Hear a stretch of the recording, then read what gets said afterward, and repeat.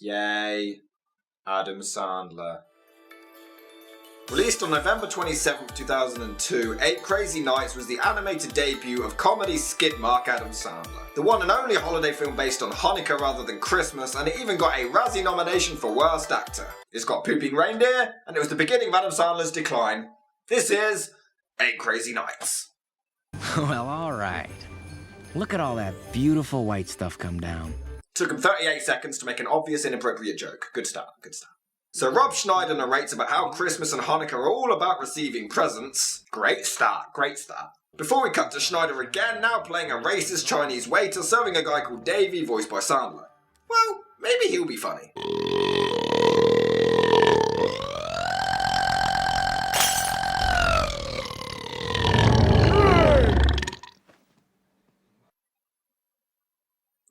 You know, kids, back in my day, Adam Sandler was really funny. I promise. And he further proves this by boning his car. Oh, mama, you like it when I hold you like this? 'Cause I'll do it all night long.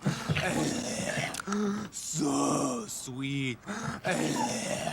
Yes, so precious. He's having sex with his car.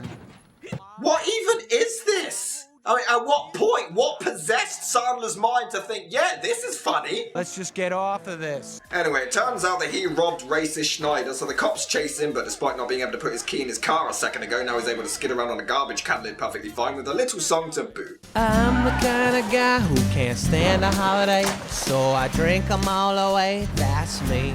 Okay, the song itself isn't even too bad. I think Sandler is a decent songwriter and singer, but the song just explains how much of a dick he is. It's not really necessary. I hate folks who think reindeer are cute.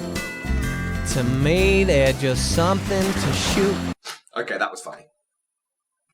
Congratulations! So he gets caught and taken to, well, court, where the judge speaks fluent exposition. Seriously, who talks this way? In the past 20 years, I've sent you to reform school, the drunk tank, the local psychiatric ward. Not one of those places has made you change an ounce for the better.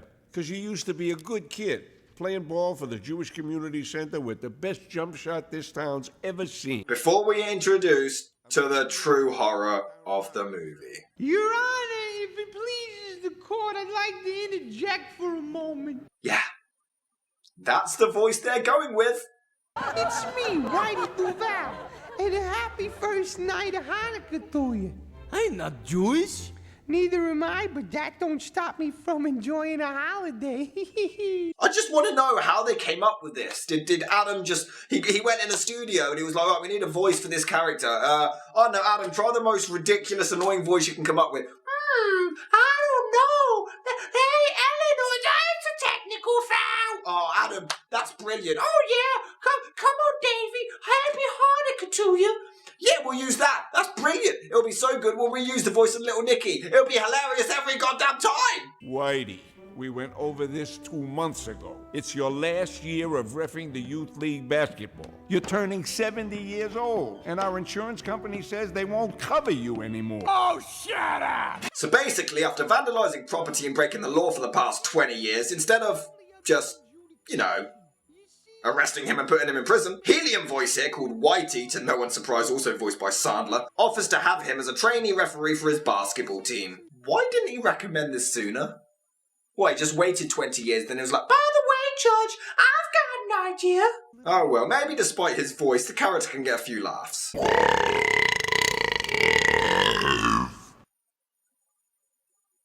This movie makes me hate Christmas! Of course Whitey wouldn't understand what getting flipped off means. He's so behind the times, he thinks Viagra's a big waterfall. I don't know what's worse, how outdated that joke is, or the fact that Rob Schneider had to laugh at it just to ensure we know that it's supposed to be funny.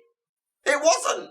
Mom, I didn't get that one. So it turns out the town give away this patch each year to honour someone in their community who gives good deeds, and Whitey is gunning for it this year. Anyway, Davey referees the game and makes fun of a fat kid because he's fat, so it's funny. You see, here's the problem. Even in transitional characters where they learn the error of their ways, there needs to be some kind of redeemable quality or reason for their madness. This film tries to give one later, but it doesn't excuse horrendous acts like this. There's genuinely no qualities to like about him. He's not funny, he's not nice, he's not likable. At least in his other films when he was a bit of a dick, he was still funny and you can enjoy that, but here, he's just not. I should stick you on a twig and roast you. So Whitey isn't too happy with Davy's behaviour and decides to take him to the mall to cheer him up. You want a pair of socks? My buddy Mr. Footlocker will warm your feet. You need a fancy doodad? Hello, Sharp Image. Thanks for the combination pogo stick clock radio. I mean the Body Shop, the Tie Rack, GNC, Radio Shack, Petland for a cat or two, Spencer's Kiss for some fake dog do, Sbarro's Dunkin' Donuts, they're simply the best. And don't forget the orange chicken at Panda Express. Wow. If you thought Man of Steel's product placement was unsubtle, this is just embarrassing. And the sad part is, according to the director Seth Kersley, none of these companies actually gave permission for their brands to be used. So that blatant product placement wasn't even to make money. It was just pointless for the sake of it. This is gonna be even sadder. So they chill out with some grub before an unknown lady and her son show up and, well, if your ears aren't bleeding yet, I'll help you out here. Don't tell me it's Bavarian cream filled. It is Bavarian cream filled. Hubba blubber. He makes Jar Jar Binks sound like James Earl Jones. She happens to be going through a tough time now. Last spring, her husband of 13 years ups and leaves her for some woman he met on the computer. What a loser. Who'd get with someone they met on the computer? But it turns out this is actually Davy's childhood sweetheart Jennifer, voiced by Sandler's real-life wife Jackie, who's just moved back to town recently. But enough of that garbage. Let's hear another awful song from Joe Pasquale on Helium. I will, happy, so fancy free at the annual All-Star banquet. Yeah, if you could limit his singing roles, or any of his talking roles, that would be great. Everyone in town will be looking their best. Even Mrs. Selman with the one extra breast. A woman has 3 tits. There's no other joke there. She has 3 boobs, haha. Well, that was nice of Davy to snap Whitey out of his little dream. All that song was saying was the patch means the world to Whitey. Gee, thanks for that! Just assuming your entire audience are morons and they couldn't grasp that? Just thought you'd have to spell it out for us? Thanks, it's very generous of you. Yeah, that was weird, wasn't it? So Davy continues being a dick who leaves Whitey stuck in his car in the snow as he returns home. We also see that he has an unopened letter from his parents. Never explain why he hasn't opened it, but we'll come back to this. But look, some reindeer help Whitey get free because reindeer in an animated musical automatically makes it charming. But oh well, Whitey returns home to his twin sister Eleanor, also voiced by Sandler. Maybe she'll be a bit more tolerable. Whitey, where were you? You're an hour and 51 minutes late. I already called the morgue. They said you weren't there, but to try back later. Jesus Christ! She makes Pee Wee Herman sound like Morgan Freeman! I mean, at least this one sounds like a different person, but Adam, annoying doesn't automatically equal funny. Just ask Will Ferrell. He was just kidding, fellas. Anyway, they chill out with a magazine just 2 minutes after Whitey said, I can't read. very consistent. And we get a short montage of Whitey doing odd jobs for people around town for very little money as they take complete advantage of him before Davy shows up, causes a pooey experience before some reindeer turn up again and lick the poop free. This is funny! Laugh, guys! This is funny. Now here's the thing. The director also claimed some scenes were going to be cut, including these reindeer poop gags. But at some test screenings, audiences burst out in laughter so much they kept it in. Really? You guys are the reason there's so many scary movie sequels. However, he also confessed that Whitey's voice was hated in every test screening, but it was something they just refused to change. Yeah, that was worth fighting to keep. Ew. You are right, that was gross. You know, I'm so glad Schneider's here to point out the obvious. I'd be completely lost without him. I wouldn't know how to react to things. Take that back. Anyway, Dave and Whitey are chilling out with Jennifer's son Ben before being challenged by some basketball players, one of which is voiced by one of the O'Doyle kids from Billy Madison, and the loser has to eat a fat guy's jockstrap because... funny! You're gross. Whitey gets taken out early, so Ben replaces him, and all of a sudden Davey's nice now, out of nowhere. Oh, where was this before? What, because he wants to win? No, that can't be it, because based on his skills, he can win this completely on his own. It makes no sense that with no transition, he's suddenly a lovely guy. And somehow, despite being a raging alcoholic for the past 20 years, and yet, despite the animators still making him look like a bodybuilder with killer abs, and he hasn't played basketball in 2 decades, he still manages to completely wipe the floor with the guys and win the game. Jennifer shows up and finds it quite sweet until she hears Ben saying a naughty word. Eat that nut strap, bitch! That little devil. Don't ever use that kind of language again. Do you hear me? And this is where we get the only kind of decent track in the entire movie. The reason I say kind of is because it's really well sung, except Sandler's wife didn't do her own singing, the lazy cow. It's a beautiful melody and it's actually quite emotional. They sing about the past and how happy they used to be, but who wants to ruin it with really unfunny lines in between? But that was back when he was nice. Before my warm heart turned to ice. My sister's wig once had lice. But that was long ago. I want to know what happened. I want to know. Adam Sandler used to come out with funny film after funny film, year in, year out. And now we get this crap. What? I want my Adam back. So the song ends with the guy from earlier who, for some reason, still hasn't taken the jockstrap out of his mouth yet, just so we can recognise who he is. Actually setting Davey's trailer on fire. Maybe it's just me, but losing a basketball game isn't really enough to warrant arson. Isn't this a bit extreme? Ah! It's a home invasion robbery! Oh good, we're back here. Shut the hell up! If you're coming from the street with dirty shoes on your feet, that's a technical foul. I can slowly feel my eardrums bursting. If you don't shut the door after using the refrigerator, that's a technical foul. You know, guys, just so you know, catchy doesn't automatically mean good. Well, I guess Davey's gonna have to make the best of this. I guess I gotta make the best of this. See, I told you. Quit pointing out the obvious and quit laughing at your own crappy jokes! Thanks for sharing the holiday spirit, Psycho. So they start to bond, but I am not kidding. After just one night, Davey is suddenly the nicest guy ever. Where the hell did this come from? Is he bipolar? There's no transition. There's no Scrooge Ghost of Christmas future moment here or Mr. Banks Burt speech. He's just randomly a great guy. So the next day, they're at the ice rink when Whitey starts telling the story of Davey's old championship game. Our parents show up to all our games, even though we always lose. So I was thinking, maybe tonight we could try to win one for him, you know, as a gift. So, does that mean they normally lose on purpose? That kind of shooting makes me want to do the robot thing.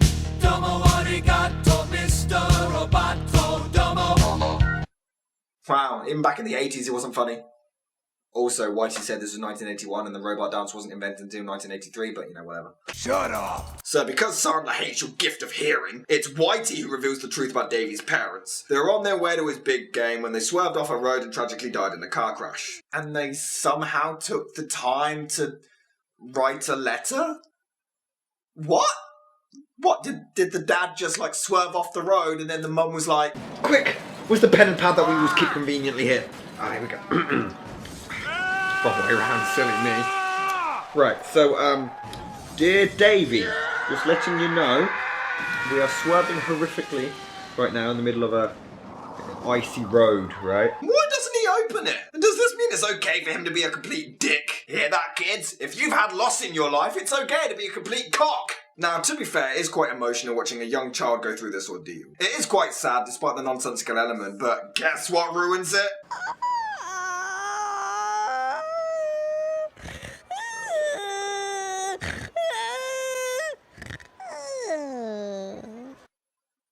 You know, Adam, whenever you have a good moment, why do you like taking it away from us? So Davey snaps, yells at them, causing Jennifer to intervene, which leads to him storming away in anger. Wow. Just when you started to really like Davey. Were we? And go away, Schneider, you're not needed! Stop pointing out the obvious! Go away! Go back to having no career without Sandler! Oh, this is embarrassing. Anyway, Whitey and Eleanor prepare for the banquet while Davy gets drunk and breaks into the mall. He starts yelling about Jennifer until all of the product placement logos come to life and feature cameos from Zach and Cody, Tyra Banks, Kevin Farley, and even SpongeBob. It's never really explained if this is actually happening or if it's a drunk hallucination, but hey, this movie is so goddamn weird it could be either. Regardless, he finally opens the card and... again, even if we're to believe they didn't write it during their accident, it's just a generic card about them not wanting him to change. Why would they randomly write this and take this to his big basketball game? It makes no sense. Who cares? The police show up, but he manages to give them the slip. Slow down! Come on, I'm scared! Hey, why don't we stop now? What are you doing? What's going on? Who's out there? I wonder how far I can jam this knife into my ears without penetrating my brain. Oh, also, I forgot to tell you, there was this whole subplot about Eleanor being paranoid because one of her wigs was stolen 30 or 40 years ago or something. She gets prank called and thinks it's the thief and all sorts, and then this guy shows up and confesses and she roundhouse kicks him. Feel better? Yeah, it's all very interesting. What was the point in that? That's not a lobster bib, Eleanor. That's a germ protector for your tushy. Oh, okay. Well, I'll use it here. My honey is germ-free and I love it. I'm so glad the kids laughed so we know what's supposed to be funny. We're an hour in now. I've forgotten what funny is. Everyone knows I like to start these events with a joke. However, I've been so darn busy at the hardware store this year, I haven't had much time to come up with a great one. Don't worry, neither did the screenwriters. Knock, knock. Who's there? Don't you? Don't you? Don't you wish I hadn't been so darn busy at the hardware store this year and I had more time to come up with a great one?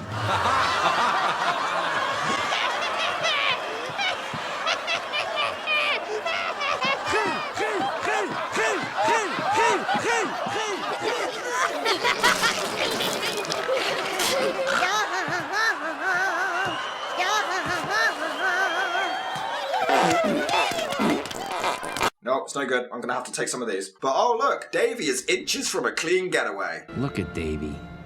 Inches from a clean getaway. Stop pointing out the goddamn obvious! So the bus breaks down, it's destiny or some crap before Davy heads to the banquet. The reindeer are unsure they can trust him. Am I really reading this right? So he gives himself a wedgie.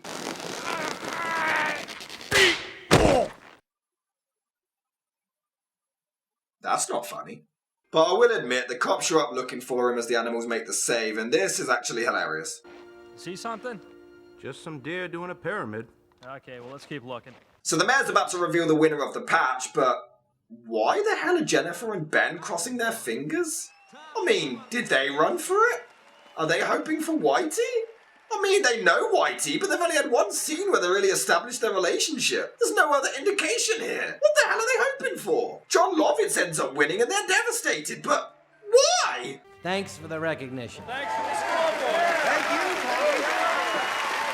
Excuse me. Can I just say something? I'm really happy for you. I'm gonna let you finish. But Beyonce had one of the best videos of all time.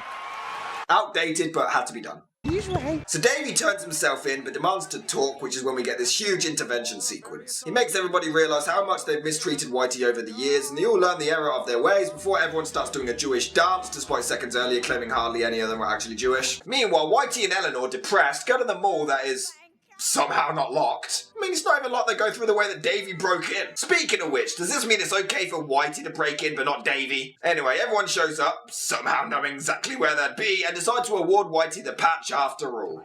Kind of a charity award then, isn't it, really? I mean, he didn't actually earn it. I'm just saying. And I guess the patch doesn't mean a whole lot because everyone starts giving away all of theirs from previous years instantly. Then Davey and Jennifer are now back together just like that because that's all it took. And Whitey has a seizure to end this crap load of poop. This movie? Adam, what were you thinking?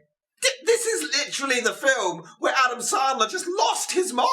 It's a shame because the animation is gorgeous and the voice acting's solid. Yeah, for the most part. Sandler is a decent musician. It has one song I almost like, a couple of funny moments, but it's still oversaturated with boredom, annoying characters with annoying voices, unfunny humour, and just a disgusting excuse for a holiday special.